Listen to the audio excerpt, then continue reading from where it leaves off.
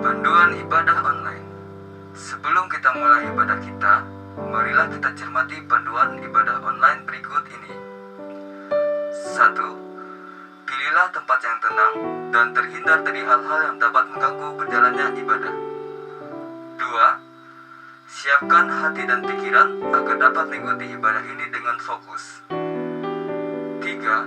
Mengikuti ibadah dengan mengakses tepat waktu, karena setiap bagian dari liturgi ibadah itu penting dan merupakan kesatuan ibadah yang utuh. 4. Ajaklah keluarga dan rekan lain untuk mengikuti ibadah online dan bimbinglah anak-anak untuk mengikuti ibadah dengan tenang. Marilah kita mempersiapkan diri untuk memulai ibadah kita.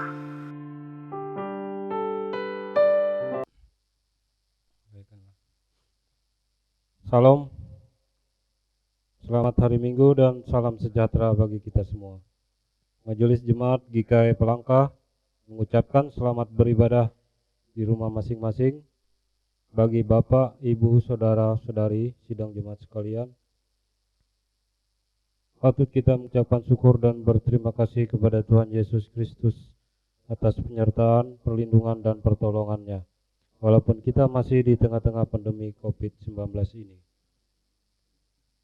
Majelis Jemaat GKI Pelangka mengajak seluruh sidang jemaat agar dapat mengikuti ibadah minggu tanggal 22 November tahun 2020 secara online. Kiranya melalui ibadah ini iman dan percaya kita semakin dikuatkan. Yang melayani ibadah kita pada hari ini adalah Pendeta Pelayanan, Pendeta Gutmar Untung STH, pengantar berita jemaat sekaligus pembacaan Alkitab, Diakon Okto Padianusila, Salam Presbiter, Penetua Willem W. Musa, Liturgus, Diakon Nikla Sintani Dio,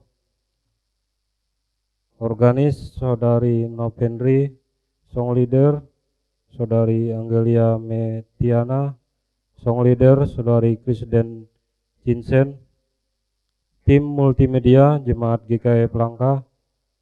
Majelis Jemaat GKI Pelangka mengucapkan selamat hari ulang tahun kelahiran dan hari ulang tahun pernikahan bagi Bapak, Ibu, Saudara-saudari yang merayakannya. Tuhan Yesus memberkati. Marilah kita persiapkan hati dan pikiran kita untuk memasuki ibadah.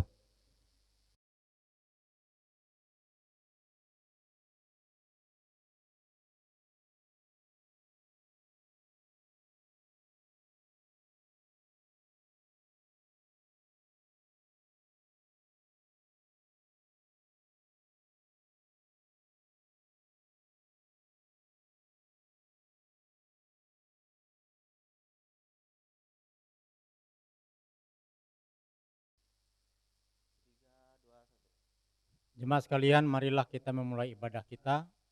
Jemaat diundang berdiri. Pertolongan kita adalah dalam nama Tuhan yang menjadikan langit dan bumi, yang tetap setia untuk selama-lamanya dan tidak meninggalkan perbuatan tangannya.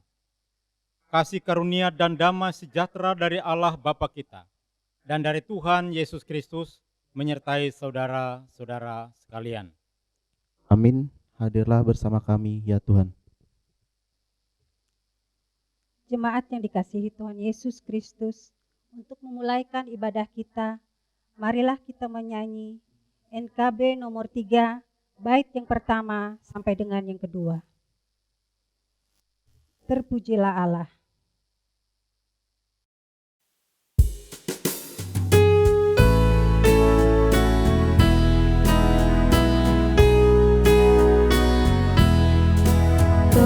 Terpujilah Allah, hikmat-Nya besar, begitu kasih-Nya untuk dunia jemaat, sehingga dibilang putra-Nya kudus, mengangkat manusia serta menebus.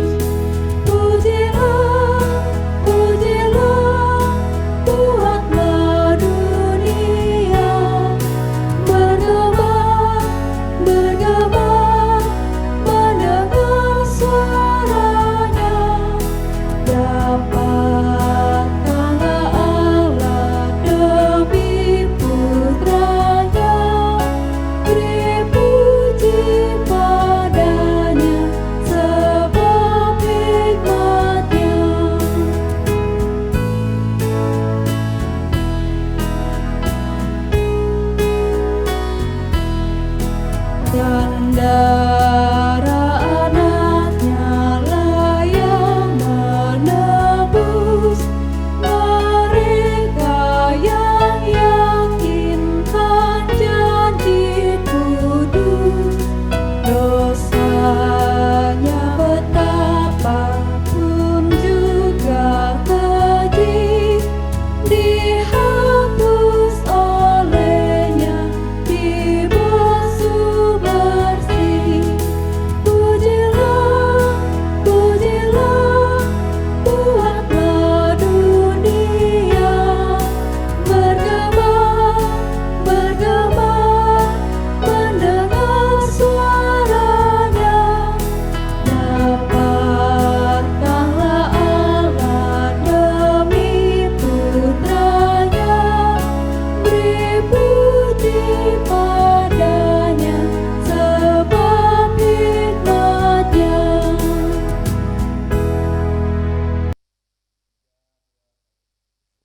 Jemaat sekalian, marilah kita mengaku segala dosa kita di hadapan Tuhan, memohon pengampunan daripadanya, dan menerima petunjuk hidup baru. Kita berdoa. Ya Allah yang Maha Kuasa, segala puji, hormat, dan kemuliaan bagi nama-Mu, atas kasih dan pemeliharaan Tuhan dalam kehidupan kami tiap-tiap saat. Pada saat ini kami datang menghampiri tahta hadirat-Mu yang kudus dengan kerendahan hati kami. Kami mengaku di hadapan-Mu bahwa kami sering berbuat dosa, melalui pikiran, perkataan, bahkan dengan segala tindakan kami. Ampuni dan kasihanilah kami ya Allah, agar kami layak di hadapan Tuhan, layak untuk memuji dan memuliakan nama-Mu, dan hidup dalam ketaatan dan kesetiaan menurut kehendak-Mu. Oleh Yesus Kristus Tuhan dan Juru Selamat kami berdoa. Amin. Sebab aku ini Tuhan Allah-Mu, memegang tangan kanan-Mu dan berkata kepadamu, janganlah takut, akulah yang menolong engkau. Kembali jemaat menyanyi dari PKJ nomor 179, bait yang pertama sampai dengan yang kedua.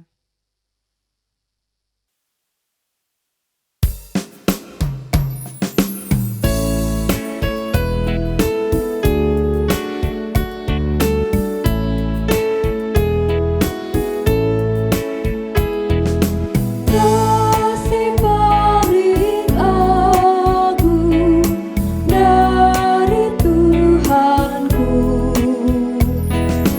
kini ku sadari di dalam hatiku,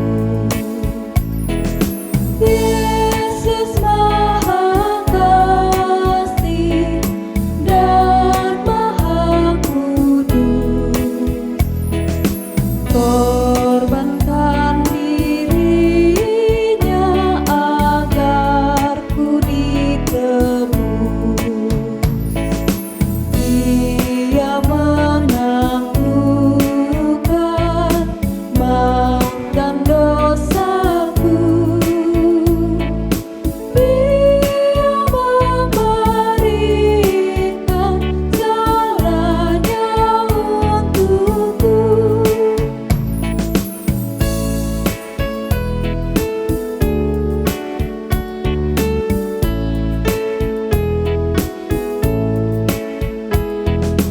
Ini kan ku ingat selama hidupku, takkan ku lupakan sepanjang umurku. Tak ku beritakan sekelilingku, dan ku kunjung dunia sejauh kuatku.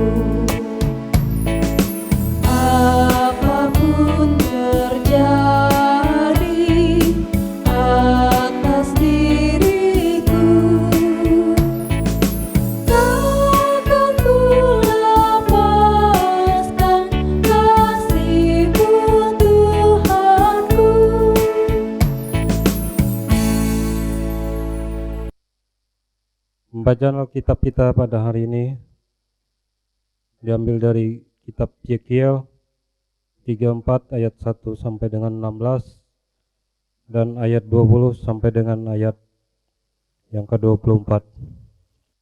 Yekiel 34 ayat 11.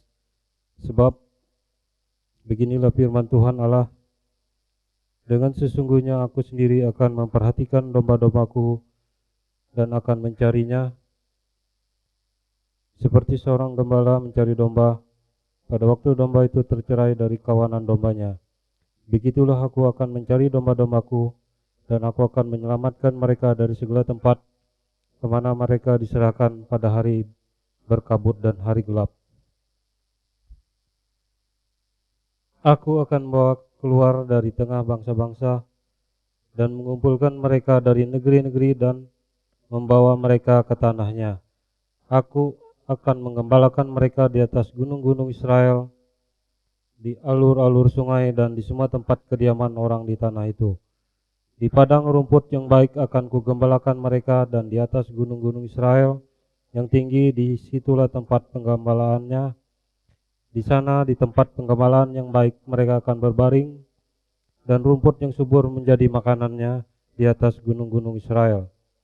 Aku sendiri akan menggembalakan domba-dombaku, dan aku akan membiarkan mereka berbaring. Demikianlah firman Tuhan Allah. Yang hilang akan kucari, yang tersesat akan kubawa pulang, yang luka akan kubalut, yang sakit akan kukuatkan, serta yang gemuk dan yang kuat akan kulindungi. Aku akan menggembalakan mereka sebagaimana seharusnya. Ayat 20. Oleh sebab itu berfirmanlah Tuhan Allah terhadap mereka, dengan sesungguhnya aku sendiri akan menjadi hakim di antara domba-domba yang gemuk dengan domba-domba yang kurus. Oleh karena semua yang lemah kamu desak dengan lambungmu dan bahumu, serta kamu tunduk dengan tandukmu sehingga kamu menghalau mereka keluar kandang. Maka aku akan menolong domba-dombaku supaya mereka jangan lagi menjadi mangsa, dan aku akan menjadi hakim di antara domba dengan domba. Aku akan mengangkat satu orang gembala atas mereka yang akan menggembalakannya, yaitu Daud hambaku, dan dia akan menggembalakan mereka dan menjadi gembalanya. Dan aku Tuhan akan menjadi Allah mereka, serta hambaku Daud menjadi raja di tengah-tengah mereka. Aku Tuhan yang mengatakannya. Yang berbahagia ialah mereka yang mendengarkan firman Allah dan yang memeliharanya. Amin. Marilah kita berdiri mengikrarkan pengakuan iman rasuli kita bersama-sama. Aku percaya kepada Allah Bapa yang Maha Kuasa, Khalik langit dan bumi, dan kepada Yesus Kristus anaknya yang tunggal Tuhan kita, yang dikandung daripada Roh Kudus, lahir dari anak darah Maria, yang menderita di bawah pemerintahan Pontius Pilatus, disalibkan, mati dan dikuburkan, turun ke dalam kerajaan maut. Pada hari yang ketiga bangkit pula dari antara orang mati, naik ke surga, duduk di sebelah kanan Allah Bapa yang Maha Kuasa, dan akan datang dari sana untuk menghakimi orang yang hidup dan yang mati. Aku percaya kepada Roh Kudus, gereja yang kudus dan am, persekutuan orang kudus, pengampunan dosa, kebangkitan daging, dan hidup yang kekal.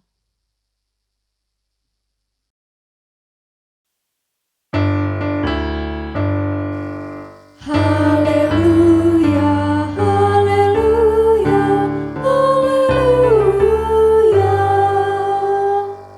Jemaat yang dikasihi oleh Tuhan Yesus Kristus, bagian firman Tuhan yang akan kita renungkan bersama dalam ibadah kita pada saat ini, sebagaimana telah ditetapkan berdasarkan Almanak Nas Gereja Kalimantan Pengelis, terdapat dalam Perjanjian Baru, yaitu Efesus pasal 1 ayat 15 hingga ayat yang ke-23.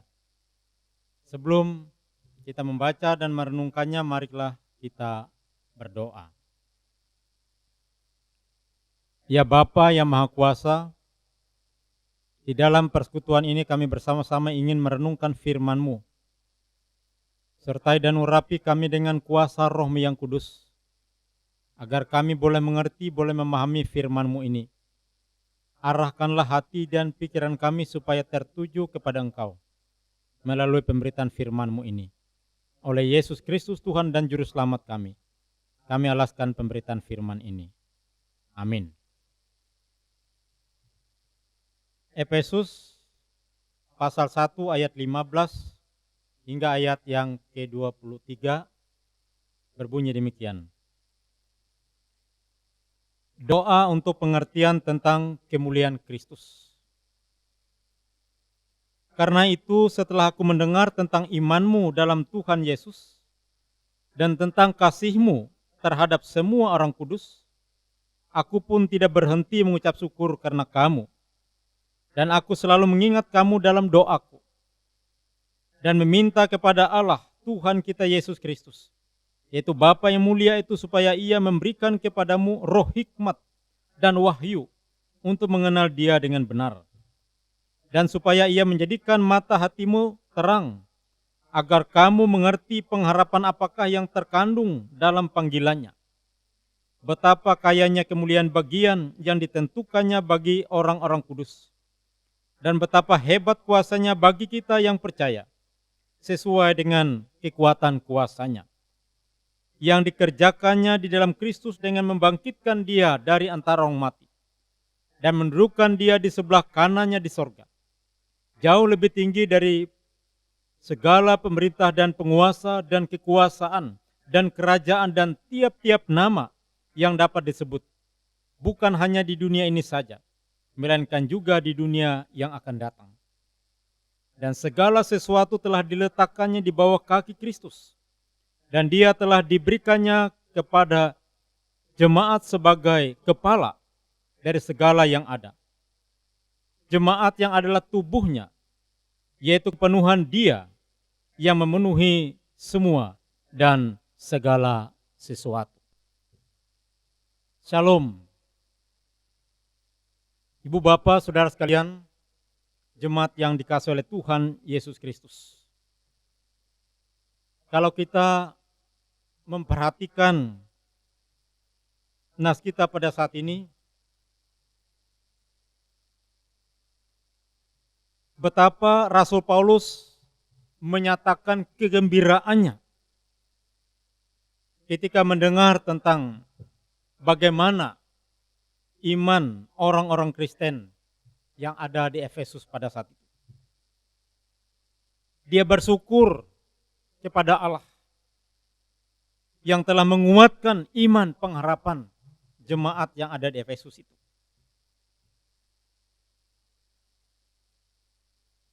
Jemaat yang bertumbuh dan berkembang sedemikian rupa. Dan ia meyakini bahwa kuasa Allah di dalam Roh Kuduslah yang memimpin, memelihara, mengarahkan kehidupan jemaat itu.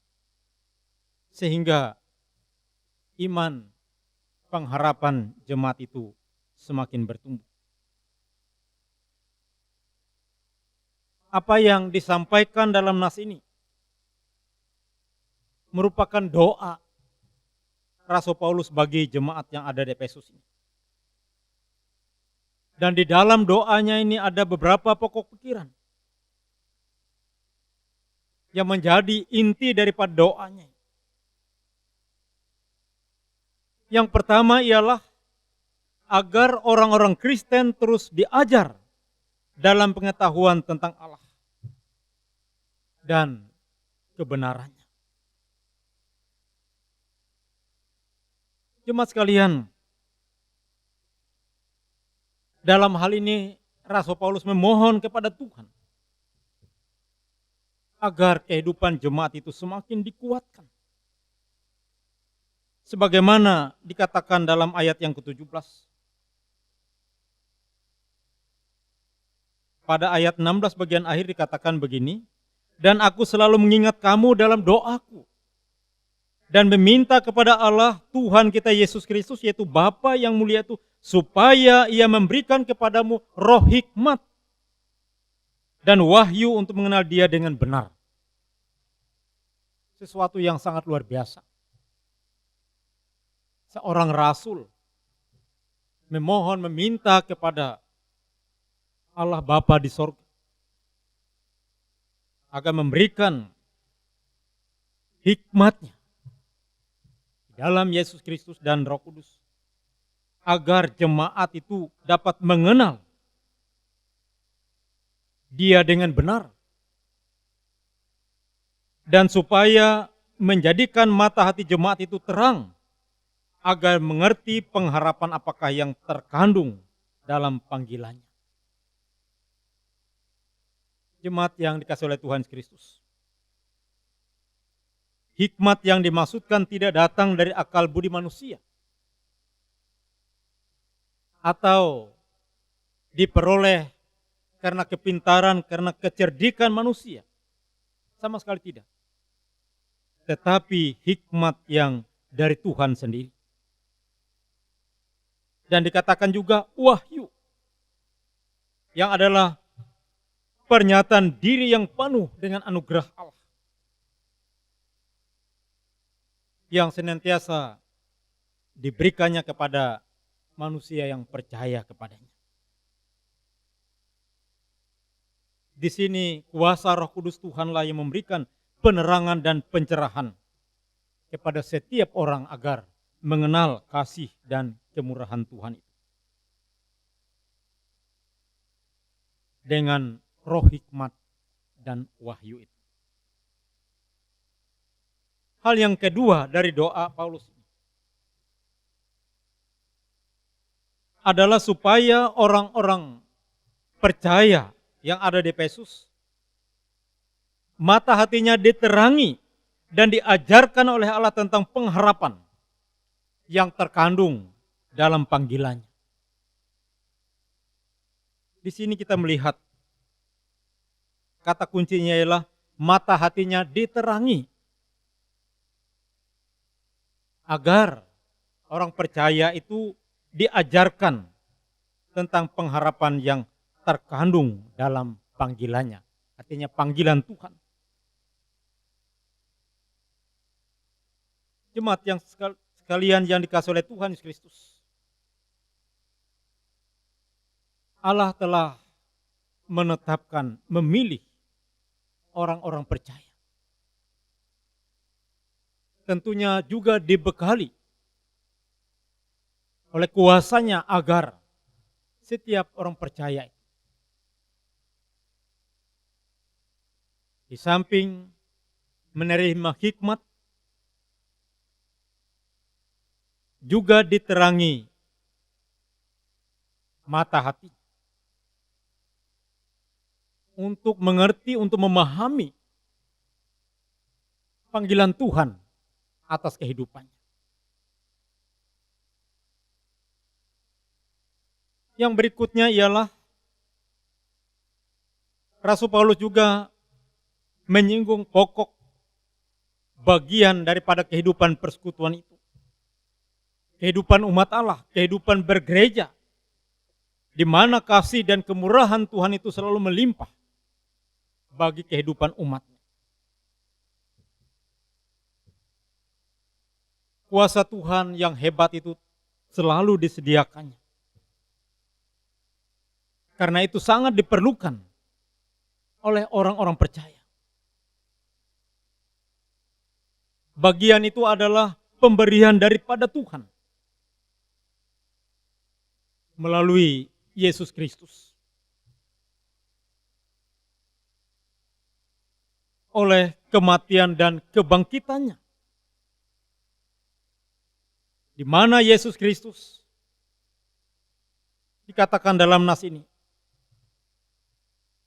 duduk di sebelah kanan Allah Bapa di sorga.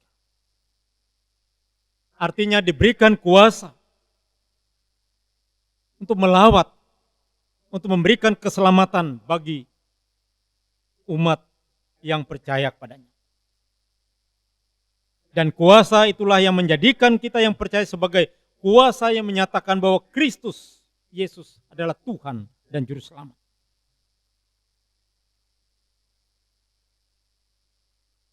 Ibu, bapak, saudara sekalian yang dikasihi oleh Tuhan Yesus Kristus. Apa maknanya bagi kehidupan kita sebagai orang percaya? Melalui nas kita pada hari ini. Yang pertama ialah bagaimana mengenal Allah atau mengenal Kristus dengan benar.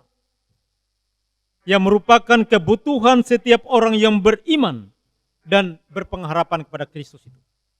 Ini sesuatu yang prinsip dan sangat mendasar. Di dalam doa Paulus tadi dikatakan, agar setiap orang percaya itu diberikan roh hikmat dan wahyu.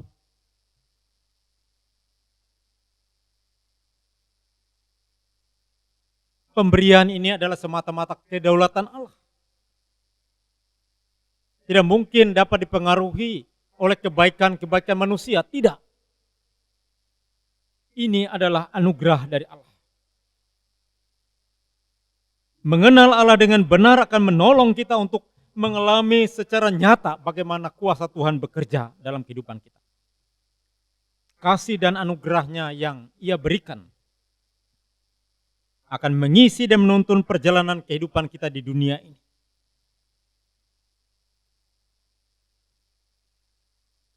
Sehingga kita memperoleh pegangan yang kuat dan utuh bagi kehidupan iman kita. Tidak goyah, tidak mudah terpengaruh, tidak mudah terombang-ambing. Bahkan bagaimana kita bisa menjadi saksi kebenaran itu. Kalau tanpa roh hikmat dan wahyu daripada Tuhan, yang akan mengarahkan kita menjadi orang-orang yang hidup dalam ketaatan, kita tidak akan dapat melakukannya. Setiap saat, setiap waktu kita harus bersedia agar boleh menjadi saksi kebenaran. Selanjutnya, sebagaimana yang dilakukan oleh Rasul Paulus, kita juga bisa saling mendoakan dalam kehidupan persekutuan kita. Memohon kepada Tuhan agar kehidupan kita dan kehidupan semua orang percaya, mata hati kita diterangi untuk memahami kekayaan kemuliaan yang ditentukan Allah bagi kita sebagai jemaatnya. Atau dalam nas ini dikatakan sebagai orang-orang kudus. Itu berarti ada kewajiban bagi kita sekalian, setiap orang percaya, untuk saling menguatkan satu dengan yang lain. Artinya kita memohon kepada Tuhan agar kita dikuatkan secara pribadi. Kita dikuatkan juga dalam kehidupan di lingkungan keluarga kita dan juga dikuatkan dalam kehidupan persekutuan kita. Sebagai orang-orang percaya. Kita memohon kepada Tuhan karena kita sadar, kita tahu kelemahan kita, keterbatasan kita. Kita tidak akan mampu dan tidak akan sanggup menjalani kehidupan ini dengan berbagai problema, berbagai tantangan. Kita tidak akan mampu dan tidak akan sanggup apabila kita mengandalkan kekuatan kemampuan manusiawi kita. Tetapi kita memohon pertolongan dari Tuhan.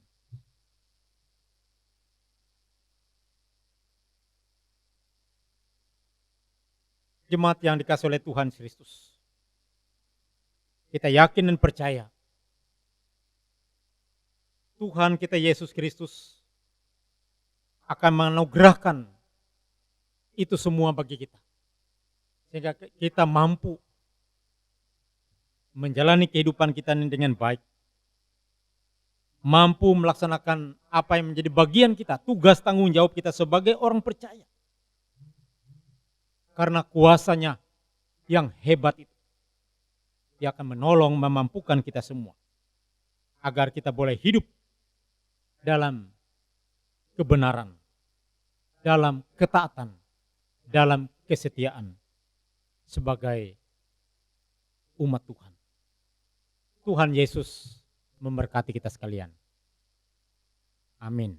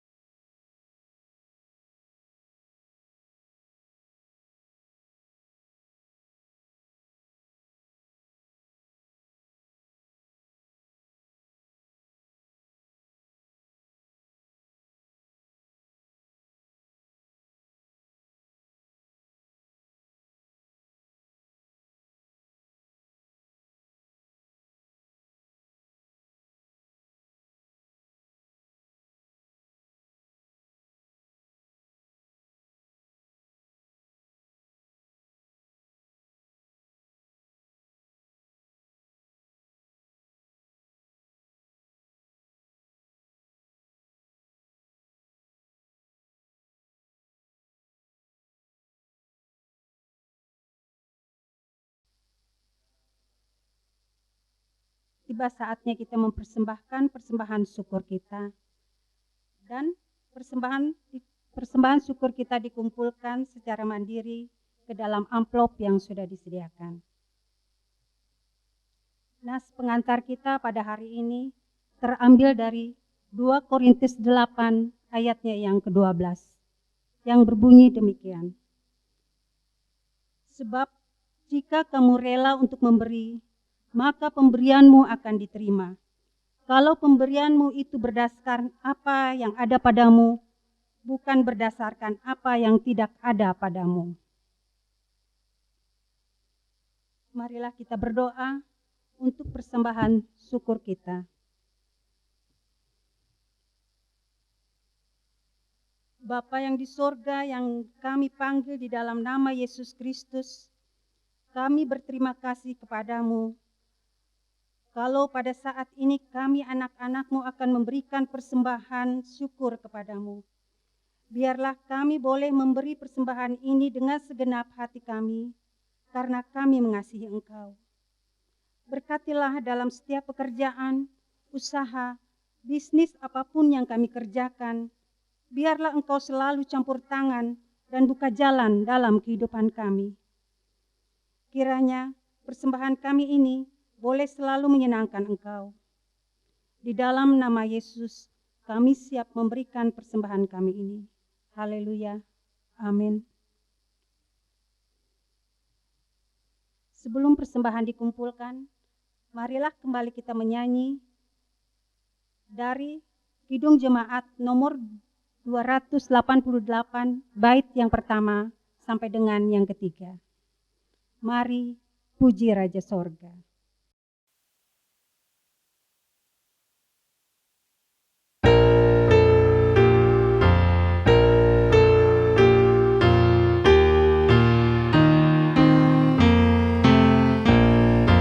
Mari puji Raja Sorga, persembahan bawalah, ditebusnya jiwa raga, maka puji namanya.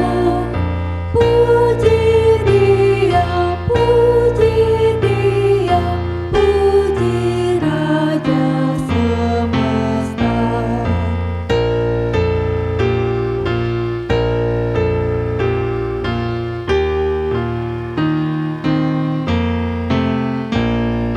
Puji yang kekal namanya bagi umat dalam air, dulu kini selamanya, panjang sebar maha baik. Puji Dia yang setianya ajaib.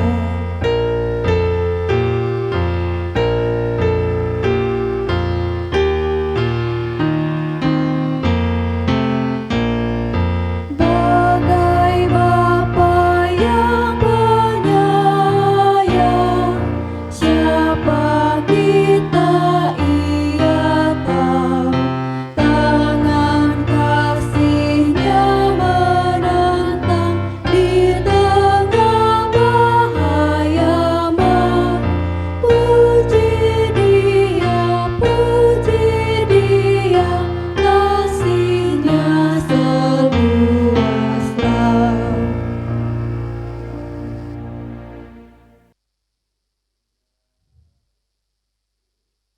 Sebelum menerima berkat Tuhan, marilah kita bangkit berdiri dan menyanyi PKJ nomor 198, bait yang pertama sampai dengan yang kedua.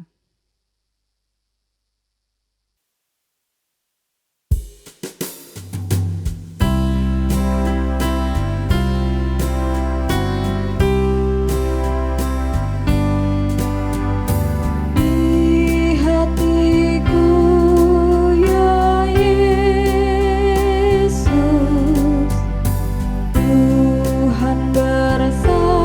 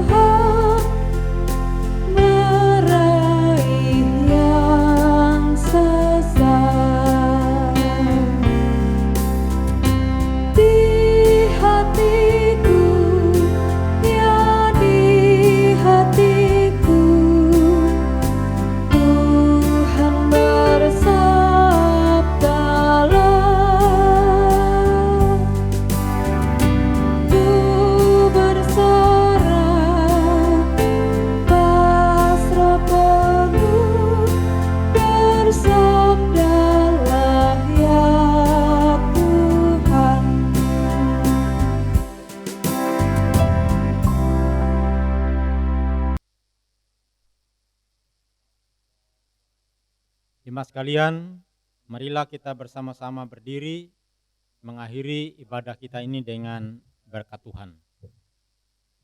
Terimalah berkat Tuhan. Tuhan memberkati engkau dan melindungi engkau. Tuhan menyinari engkau dengan wajah-Nya dan memberi engkau kasih karunia. Tuhan menghadapkan wajah-Nya kepadamu dan memberi engkau damai sejahtera.